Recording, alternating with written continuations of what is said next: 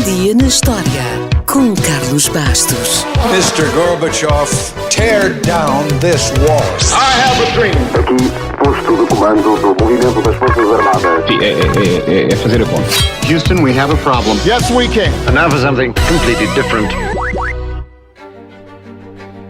A 18 de julho de 1917 tinham passado menos de 24 horas sobre uma grande mudança em Inglaterra, mas que ecoava pelo mundo inteiro. É que no dia anterior, o rei Jorge V, sob grande pressão popular, proclamou que o apelido da família real britânica ia passar a ser outro. A dinastia era de descendência paterna alemã e era originalmente um ramo da casa Saxe-Coburgo-Gotha. Era assim que era conhecida e apresentada à família real inglesa, mas a partir desse dia ficariam a ser conhecidos no mundo por um apelido muito mais curto e muito mais britânico: os Windsors. Ora, como é fácil de imaginar, não se muda assim de apelido de um dia para o outro, e muito menos numa casa real. Então, o que é que aconteceu? Em síntese, a Primeira Guerra Mundial. Esta foi uma guerra a uma escala nunca vista até então, a todos os níveis, incluindo no sofrimento e no ressentimento. Por isso, em 1917, o sentimento anti-alemão estava no auge no Reino Unido. Qualquer coisa que soasse ligeiramente alemão, ou qualquer pessoa, era logo atacada. E não estamos a falar em sentido figurativo, era mesmo a sério. Portanto, qualquer coisa que soasse, parecesse ou fosse alemã, era mal vista. Ainda por cima, com o fim da Primeira Guerra Mundial à vista, o Kaiser Guilherme II, primo do rei Jorge V e neto da rainha Vitória, começou a atacar a Grã-Bretanha com um novo bombardeiro pesado, com um nome que os ingleses associavam ao seu próprio rei: Gotha. Tecnicamente, o nome completo do bombardeiro era Gotha G4 e era uma arma terrível.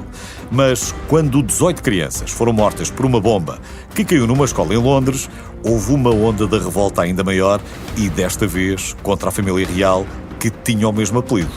Confrontado com os rumores de que era pró-alemão e na iminência de perder o apoio popular, o rei Jorge V ordenou então ao seu secretário particular, o Lord Stamfordham, que encontrasse um nome alternativo para a família real. Claro que isto é mais fácil de ordenar do que fazer, mas o Lord Stamfordham lá se fechou no escritório e começou a estudar as opções. Os nomes históricos como Tudors ou Stuart foram todos considerados, mas foram todos rejeitados. Cada vez mais desesperado, o secretário começou então a olhar para as paredes e deve ter sido aí que teve uma epifania. É que o escritório de Lord Stamfordham era no castelo de Windsor e no momento de inspiração deve ter pensado: por que não Windsor? A monarquia usava o castelo desde que foi construído no século XI e o nome não podia ser mais inglês. E o rei concordou.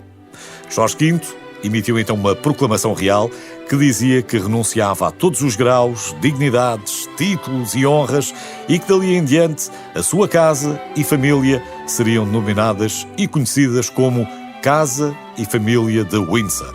E assim foi. Até hoje, os Windsor já tiveram 3 reis e a atual rainha, a Rainha Isabel II. Já agora, o nome germânico tinha resultado do casamento da Rainha Vitória, que era o último membro da Casa da Hanover, com o príncipe Alberto de Saxe-Coburgo e Gotha, da Alemanha, e assim permaneceu durante 77 anos, quase até ao final da Primeira Guerra Mundial. A tudo isto, não deve ter sido estranha a abdicação do czar Nicolau II da Rússia, também em 1917. O czar Nicolau II, o Kaiser Guilherme II e o rei Jorge V eram primos em primeiro grau. Nicolau era primo também, em primeiro grau, do rei da Noruega e do rei da Grécia e sobrinho do rei da Dinamarca. Portanto, quando o czar foi forçado a abdicar, é natural que isso tenha causado logo um arrepio na espinha da sua extensa família europeia, que tratou logo de atalhar caminho e de ficar nas boas graças dos seus súbditos. No entanto, apesar das suas tremendas ligações, o czar Nicolau II foi executado, juntamente com a sua família, pelos bolcheviques em 1918. Mas essa é uma história para o outro dia.